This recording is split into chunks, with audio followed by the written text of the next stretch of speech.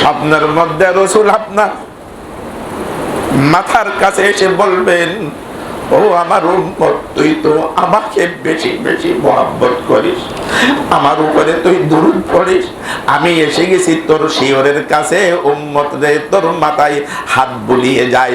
রাসূল বলেন, যে ব্যক্তি স্বপ্নের মধ্যে আমি রাসূলের নূরানি চেহারা দেখবে, তার জন্য ওয়াজিব হয়ে যাবে কিয়ামতের মাঠে আমার সুপারিশ করা।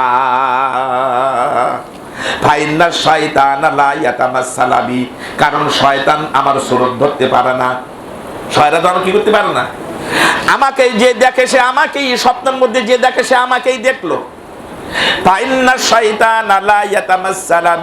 কারণ শয়তান তো আমার সুরত ধারণ করতে পারে না।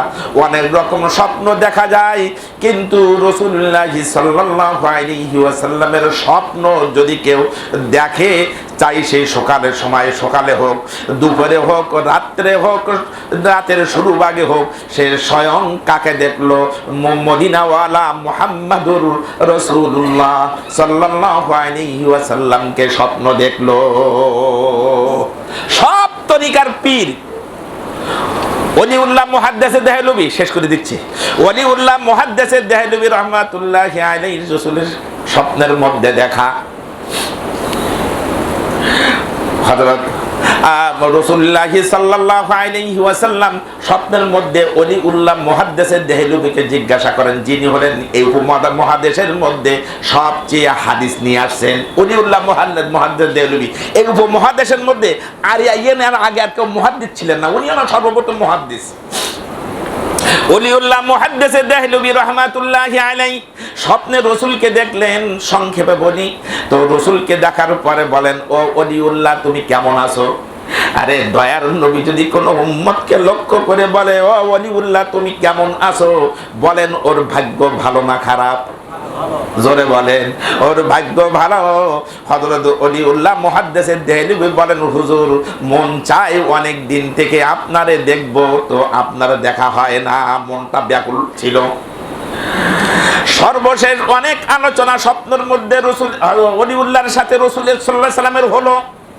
যাওয়ার সময় রাসূলুল্লাহ সাল্লাল্লাহু আলাইহি ওয়াসাল্লামকে হযরত ওলিউল্লাহ আশিকে রাসূল বলেন, ও আল্লাহর দোস্ত শাফিউল মুজনিবিন রাহমাতুল লিল আলামিন, অনেক দিন পরে দেখা হলো, তো কিছু হাদিয়া দিয়ে যান। সুবহানাল্লাহ বলবেন না? এই আমাকে কিছু হাদিয়া দিয়ে যান। রাসূলুল্লাহ সাল্লাল্লাহু আলাইহি ওয়াসাল্লাম এই হেকায়েতে এর মধ্যে কিতাবের মধ্যে আছে, রাসূলুল্লাহ সাল্লাল্লাহু আলাইহি ওয়াসাল্লাম তখন বাম হাত দিয়ে দাড়ি মোবারক আঁচড়াইতেছিলেন, খেয়াল করতেছিলেন। যখন হাদিয়া চেয়েছেন, মুহাদ্দিস দেহলভী রাহমাতুল্লাহি আলাইহি হাদিয়া চাওয়ার পরে রাসূলুল্লাহ সাল্লাল্লাহু আলাইহি ওয়াসাল্লাম বাম হাত দিয়ে দাড়ি খেলাল করতেছিলেন।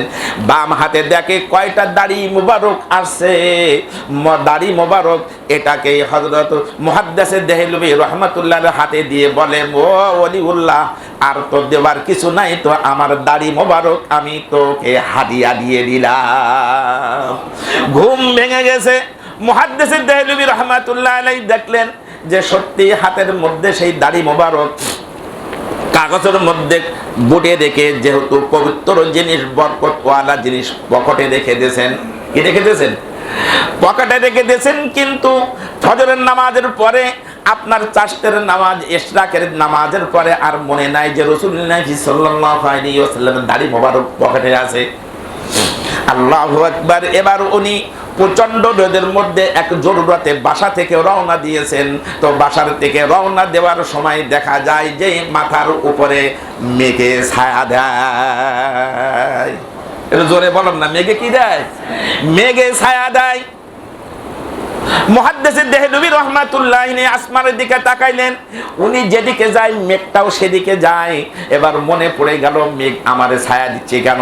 আসলে আমার তো কেরামতি না, এই কেরামতিটা হলো মুহাম্মাদুর রাসূলুল্লাহ সাল্লাল্লাহু আলাইহি ওয়াসাল্লামের দাড়ি মোবারকের। বলেন আল্লাহু আকবার।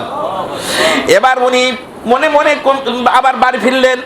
পকেট থেকে এই কাগজটা বাড়ির টেবিলের উপরে রাখছেন, বাসায় রাখছেন। এবার রওনা দিয়েছেন, সেই মেঘখণ্ড আর নাই। সেই মেঘখণ্ড আর নাই। এই জন্য আমি এই ওয়াকিয়ার, ছোট্ট ওয়াকিয়ার দ্বারা আপনাদেরকে বোঝাইতে চাচ্ছি যে যত বেশি আশিকে রসুল হবে ও তত বেশি আল্লাহ রসুলের প্রিয় পাত্র হবে। এমন হতে পারে মুহাদ্দিসে ওয়ালিউল্লাহ দেহলির মতো স্বপ্নের মধ্যে আপনার মাথার কাছে এসে বলবে, উম্মত তুই ভালো আছিস নি? বলেন আল্লাহু আকবার। বেশি বেশি দুরূদ শরীফ পড়া যাবে তো ইনশাআল্লাহ। বাড়িতে মা বোন যারা আছে তাদেরকে পড়তে বলবেন তো, ওরা যেন গল্প গুজব না করে, বেশি বেশি দুরূদ শরীফ পড়ুক, ওই বাড়িতে বরকত নামবে। আল্লাহ পাক আমাদেরকে বোঝার তৌফিক দান করুন। সকলে বলে আল্লাহুম্মা আমিন।